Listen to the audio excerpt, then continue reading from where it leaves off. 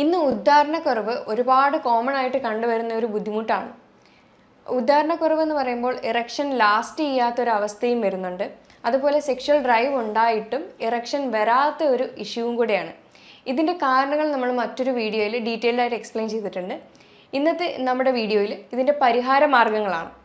എൻ്റെ പേര് doctor Sandra Ajith, medical officer, Prana nature care centre, കൊല്ലം.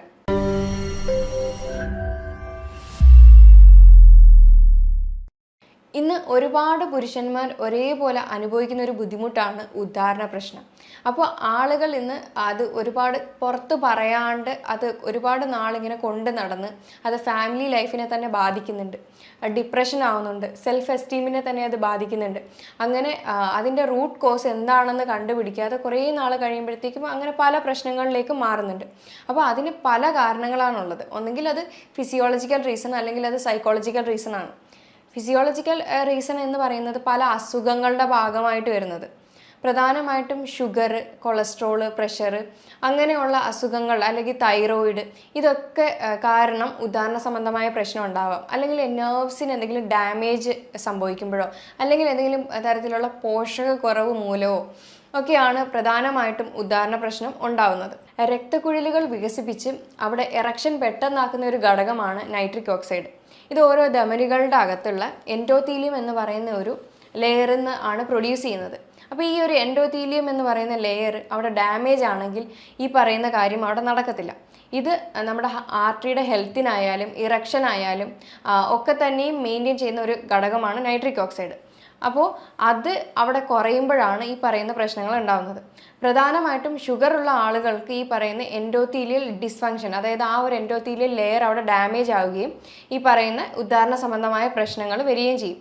ചില ഹോർമോൺസ് ആയിട്ടുള്ള LH, FSH, തൈറോയ്ഡ് ഹോർമോൺസും ഇതിന് ഏറ്റവും വലിയൊരു റോളാണുള്ളത്.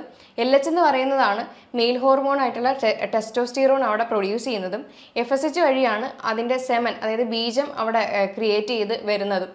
അങ്ങനെ ഈ ഒരു ഹോർമോൺസിൻ്റെ കുറവ് മൂലവും ഉദ്ധാരണ സംബന്ധമായിട്ടുള്ള പ്രശ്നങ്ങൾ വരുന്നുണ്ട്. അധികമായിട്ട് സ്മോക്കിംഗ്, ആൽക്കഹോൾ ശീലമുള്ള ആളുകൾക്ക് ഉദ്ധാരണ സംബന്ധമായിട്ടുള്ള പ്രശ്നങ്ങൾ വരുന്നുണ്ട്. അതേപോലെ അധികമായിട്ട് ബോഡി വെയിറ്റ് കൂടിയിട്ടുള്ള അമിതവണ്ണം, പൊണ്ണത്തടിയുള്ള ആളുകൾക്ക് ഇറക്ഷൻ്റെ പ്രശ്നങ്ങൾ വരുന്നുണ്ട്. പിന്നെ ചില മെഡിസിൻ്റെ ഓവർ യൂസ്, അതായത് ചില മെഡിക്കേഷൻസ് ഡോക്ടർ പ്രിസ്ക്രൈബ് ചെയ്യുന്നതല്ലാതെ അതിനപ്പുറം എടുക്കുന്ന ആളുകൾക്ക് ഉദ്ധാരണ സംബന്ധമായിട്ടുള്ള പ്രശ്നങ്ങൾ വരുന്നുണ്ട്. എപ്പോഴും മെഡിസിൻ എടുക്കുമ്പോൾ അതിൻ്റെ ഒരു കോഴ്സിൽ ഡോക്ടർ പ്രിസ്ക്രൈബ് ചെയ്യുന്നതിനനുസരിച്ച് മാത്രം എടുക്കുക, വെറുതെ ഉള്ള മെഡിസിൻ്റെ ഉപയോഗം നിർത്തലാക്കുക. പിന്നെ നെർവ്സിന് എന്തെങ്കിലും ഡാമേജോ കാര്യങ്ങളോ വരികയാണെങ്കിൽ ഉദ്ധാരണ സംബന്ധമായ പ്രശ്നങ്ങൾ വരുന്നുണ്ട്. ഇത്രയാണ് നമ്മൾ ഈ ഫിസിക്കലി പറയുന്ന റീസൺസ്. ഫിസിയോളജിക്കൽ റീസൺസ് അല്ലാതെ സൈക്കോളജിക്കൽ റീസൺസും ഇതിന് പ്രധാനമായിട്ടുള്ള ഒരു കാരണമാണ്. കാരണം ഈ ഒരു ടൈമിൽ ആങ്സൈറ്റി, ടെൻഷനും കാര്യങ്ങളും ഒക്കെ വെച്ചുകൊണ്ട് അതായത് ഉദ്ധാരണം നടക്കുമോ ഇല്ലയോ എന്നുള്ളൊരു തോട്ട് ഉണ്ടെങ്കിൽ ഉറപ്പായിട്ടും അവിടെ ഉദ്ധാരണ ശേഷി കുറവ് തന്നെയായിരിക്കും കാണുന്നത്. കാരണം അത് മൈൻഡ് ബോഡി കണക്ഷൻ എന്ന് പറയുന്നത് അത്രയും വലുതാണ്. അതുകൊണ്ട് സൈക്കോളജിക്കൽ ഫാക്ടേഴ്സ് ഉള്ളവർക്കും ഉദ്ധാരണ ശേഷി കുറയുന്നുണ്ട്. അതുകൊണ്ട് ഇതിൻ്റെ ട്രീറ്റ്മെൻറ്റ്, അതായത് ഇതിൻ്റെ പരിഹാര മാർഗം എന്ന് പറയുന്നത് അതിനനുസരിച്ചായിരിക്കും വർക്കൗട്ട് ആവുക. ഇപ്പോൾ അത് വെയിറ്റ് കൂടിയിട്ടുള്ള പ്രശ്നങ്ങളാണെങ്കിൽ അത് വെയിറ്റിനെ കൺട്രോൾ ചെയ്യുക. ഇനി അതല്ല ഷുഗറിൻ്റെ പ്രശ്നം ഉള്ളവരാണെങ്കിൽ ആദ്യം ഷുഗറിനെയാണ് കൺട്രോൾ ചെയ്യുക. അല്ലാതെ ഡയറക്റ്റ് പോയി ഉദ്ധാരണ സംബന്ധമായിട്ടുള്ള പ്രശ്നത്തിനെ ട്രീറ്റ് ചെയ്ത് കഴിഞ്ഞാൽ അവിടെ മാറ്റമൊന്നും ഉണ്ടാവത്തില്ല. ഇനി അതല്ല ഞരമ്പ് സംബന്ധമായിട്ടുള്ള ഇഷ്യൂസ് എന്തെങ്കിലും സ്റ്റാർട്ട് ആയിട്ടുണ്ടെങ്കിൽ അപ്പോൾ അതിനെയാണ് ട്രീറ്റ് ചെയ്യേണ്ടത്. അതേപോലെ സ്മോക്കിംഗ്, ആൽക്കഹോൾ അധികമായിട്ട് ഉപയോഗിക്കുന്നവരാണെങ്കിൽ, അതായത് പുകവലിയൊക്കെ ഒന്ന് ഗ്രാജുവലി അത് സ്റ്റോപ്പ് ചെയ്യാനായിട്ട് ട്രൈ ചെയ്യുക. ഇനി അതല്ലെങ്കിൽ ഈ പറയുന്ന ഉദ്ധാരണ സംബന്ധമായ പ്രശ്നങ്ങൾ മാറാതെ തന്നെ നിൽക്കും. അപ്പം സ്മോക്കിംഗ്, ആൽക്കഹോളൊക്കെ എടുക്കുന്നവരാണെങ്കിൽ അതിൻ്റെ ഉപയോഗം ഗ്രാജുവലി കുറച്ച് കൊണ്ടുവരിക. ഇനി സൈക്കോളജിക്കൽ ഫാക്ടേഴ്സിൽ നോക്കുകയാണെങ്കിൽ സെക്ഷൽ ഡിസയർ ഉള്ള ഒരാളാണ്, ഉറക്കത്തിന് വലിയ പ്രശ്നമൊന്നുമില്ല, സ്ട്രെസ് അധികം ഇല്ലാത്ത ആണ് എന്നുണ്ടെങ്കിൽ നമുക്ക് ഏറ്റവും കൂടുതലും വർക്കായിട്ടുള്ള ഒരു കാര്യമാണ് അക്യുപ്രഷർ കൊടുക്കുന്ന ഒരു ഒരു 3 പോയിന്റ്സ് ഉണ്ട്.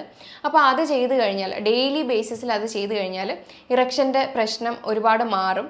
അപ്പോൾ എന്തൊക്കെയാണ് ഈ പോയിന്റ് എന്ന് വെച്ച് കഴിഞ്ഞാൽ, ആദ്യത്തേത് കിഡ്നി പോയിന്റ്, രണ്ടാമത്തേത് ഹാർട്ട് പോയിന്റ്, മൂന്നാമത്തേത് സ്പ്ലീൻ.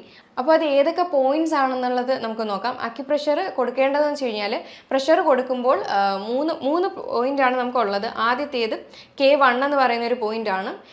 കാലിൻ്റെ അടിഭാഗത്തിൽ ആ ഒരു ജോയിൻ്റ് ആവുന്ന ആ ഒരു ഭാഗമാണ് നമ്മൾ പ്രഷർ കൊടുക്കേണ്ടത്. ഇപ്പോൾ കാലാണെന്ന് വെച്ച് കഴിഞ്ഞാൽ ഇപ്പോൾ ആ ഒരു വര രണ്ടും ജോയിൻ ആകുന്ന ഇടത്താണ്. ഇതൊരു എമർജൻസി പോയിന്റാണ്.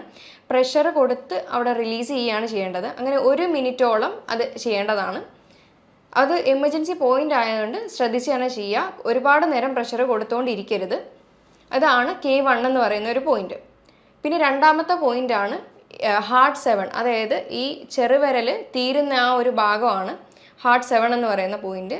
അവിടെയും പ്രഷർ കൊടുത്ത് 1 മിനിറ്റോളം പ്രഷർ കൊടുത്ത് റിലീസ് ചെയ്യാവുന്നതാണ്. പിന്നെ മൂന്നാമത്തെ പോയിന്റാണ് സ്പ്ലീൻ 6 എന്ന് പറയുന്ന ഒരു പോയിന്റ്. അത് നമ്മുടെ ഉള്ളിൽ കാലിൻ്റെ ഉള്ളിൽ ആ ഒരു മീഡിയൽ മെല്ലിയോലസ് എന്ന് പറയുന്ന ആ ഒരു ബോണിൻ്റെ 4 വിരൽ മേലേക്ക് വെച്ച് കഴിഞ്ഞാൽ കിട്ടുന്ന പോയിന്റാണ് SP6 എന്ന് പറയുന്നത്. അതായത് കാലിൻ്റെ ഈ പറയുന്ന ആ ഒരു ബോണ് കാണുന്ന ഉള്ളിലെ ബോണ് കാണുന്നതിൻ്റെ അവിടുന്ന് 4 വിരൽ വെച്ച് കഴിഞ്ഞ് അതിൻ്റെ മേലെ കാണുന്ന പോയിന്റാണ് സ്പ്ലീൻ 6. അവിടെയും പ്രഷർ കൊടുത്ത് റിലീസ് ചെയ്യാവുന്നതാണ്. ഇതാണ് 3 പോയിന്റ്. അപ്പോൾ ഇത് ഡെയിലി ബേസിസിൽ ഓരോ മിനിറ്റ് വെച്ച് പ്രാക്ടീസ് ചെയ്യാം. അത് 2 കാലിലും 2 കൈയിലുമായിട്ട് ചെയ്ത് കഴിഞ്ഞാൽ മൊത്തത്തിൽ 6 മിനിറ്റ് ഡെയിലി ബേസിസിൽ പ്രാക്ടീസ് ചെയ്യാവുന്നതാണ്. അതിൻ്റെ കൂടെ കൃത്യമായിട്ടുള്ള ഒരു ഡയറ്റും ലൈഫ് സ്റ്റൈലും അതേപോലെ എക്സർസൈസും പ്രാക്ടീസ് ചെയ്യേണ്ടതാണ്. ഇനി ഡയറ്റിൽ നോക്കുമ്പോൾ നമുക്ക് പ്രധാനമായിട്ടും കഴിക്കേണ്ട ഭക്ഷണങ്ങളാണ് ബീട്രൂട്ട്, പിന്നെ അതേപോലെ watermelon, ash God, berries, nuts, seeds, fig, ഇങ്ങനെയുള്ള കാര്യങ്ങളൊക്കെ ധാരാളമായിട്ടും ഭക്ഷണത്തിൽ ഉൾപ്പെടുത്താം. ഡാർക്ക് ചോക്ലേറ്റ്, കഫീൻ, ഇതൊക്കെ നൈട്രിക് ഓക്സൈഡിൻ്റെ പ്രൊഡക്ഷൻ അവിടെ കൂട്ടുകയാണ് ചെയ്യുന്നത്. ബ്ലഡ് സർക്കുലേഷൻ കൂടി നമ്മൾ ഈ പറയുന്ന ഇറക്ഷൻ്റെ പ്രശ്നങ്ങളൊക്കെ മാറുന്നതാണ്. അതേപോലെ ആക്റ്റീവായിട്ടിരിക്കാൻ വേണ്ടിയിട്ട് Kegel exercise, pelvic strengthening exercise daily ബേസിസിൽ പ്രാക്ടീസ് ചെയ്യാവുന്നതാണ്. അതും നമ്മുടെ ഡയറ്റും അതുപോലെ അക്യുപ്രഷർ പോയിന്റും കൃത്യമായിട്ട് ഡെയിലി ബേസിസിൽ പ്രാക്ടീസ് ചെയ്താൽ ഇറക്ഷൻ്റെ പ്രശ്നമുള്ള ആളുകൾക്ക്, അതായത് മറ്റു സ്ട്രെസ്സും കാര്യങ്ങളും ഇല്ലാത്ത ആളുകളാണെങ്കിൽ ഉറപ്പായിട്ടും നല്ലൊരു റിസൾട്ട് തന്നെ കിട്ടുന്നതാണ്.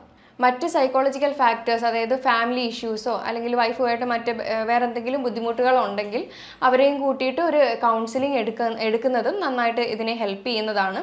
അപ്പോൾ ഞാൻ ഈ പറഞ്ഞ കാര്യങ്ങളിൽ എന്തെങ്കിലും ഡൗട്ട് ഉണ്ടെങ്കിൽ താഴെ തന്നിരിക്കുന്ന നമ്പറിൽ കോൺടാക്റ്റ് ചെയ്യാവുന്നതാണ്. ഇനി മറ്റൊരു ഹെൽത്ത് ടോപ്പിക്കുമായിട്ട് വീണ്ടും കാണാം. താങ്ക്